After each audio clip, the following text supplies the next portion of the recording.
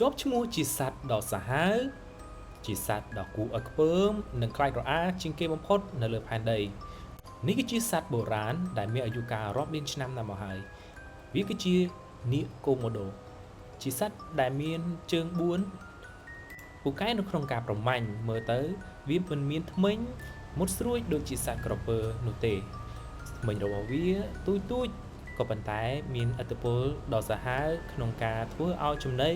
ស្ពឹកស្រពន់ដោយសារតែទឹកមាត់របស់វាសត្វនាគកូម៉ូដូភាគច្រើនគេរកឃើញនៅក្នុងកោះកូម៉ូដូនៅឯប្រទេសឥណ្ឌូនេស៊ីរូបរាងគួរឲ្យខ្លាចទឹកមាត់ហូរអន្ទេអន្តាយគួរឲ្យខ្ពើមនិងមានរូបរាងគួរឲ្យស្អប់បំផុតការស្វែងរកចំណីរបស់វាប្លែកខុសពីសត្វផ្សេងៗផងដែរនាគកូម៉ូដូមានការអត់ធ្មត់ខ្ពស់និងកំណត់គោលដៅដែលជាសត្វប្រមាញ់បានច្បាស់លាស់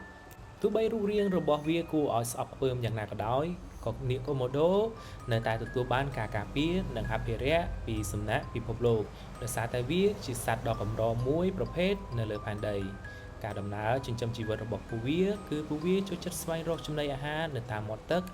នៅតាមឆ្នេរខ្សាច់និងរស់រានមានជីវិតដ៏ប្រសើរនៅក្នុងកោះកូម៉ូដូគ្មាននរណាម្នាក់អាចប្រមាញ់វាបាននោះទេដោយសារតែទទួលបានការការពារពីច្បាប់របស់ប្រទេសឥណ្ឌូនេស៊ីយ៉ាងតឹងរ៉ឹងសម្រាប់ការការពារនាគមួយប្រភេទនេះផងដែរឈ្មោះជានាគក៏ប៉ុន្តែរូបរាងគួរឲ្យស្អប់ខ្លាំងណាស់អាហារអ្វីក៏ដោយឲ្យតែមាននៅចំពោះមុខវាតែងតែប្រមាញ់និងស៊ីធ្វើជាចំណីដោយមិនគិតក្រែងនោះទេគ្រប់អាហារដែលត្រូវបានវាខាំហើយពឹសរបស់វានឹងជ្រាបចូលក្នុងខ្លួនបន្តិចម្ដងធ្វើឲ្យសរសៃសាច់ដុំមិនអាចកម្រាស់បានហើយនាគកូម៉ូដូតែងតែស្វែងរកចំណីអាហារនិងមានការអត់ធ្មត់ខ្ពស់នៅពេលដែលវាខាំចំចំណីវានឹងធ្វើការដើរតាមរហូតទាល់តែចំណីនោះបាត់បង់ជីវិតនៅនឹងកន្លែងចុងបញ្ចប់នាគកូម៉ូដូនឹងចាប់ស៊ីហែកពោះចំណីរបស់វាយ៉ាងមានក្តីសុខការប្រមាញ់របស់វាមិនចាំបាច់ប្រើកម្លាំងច្រើនឬក៏ចាប់សត្វប្រមាញ់ដោយកម្លាំងនោះទេត្រឹមតែខាំមួយម៉ាត់ចំជើងនោះអ្វីគ្រប់យ៉ាងត្រូវបានបញ្ចប់នៅពេលនោះឯង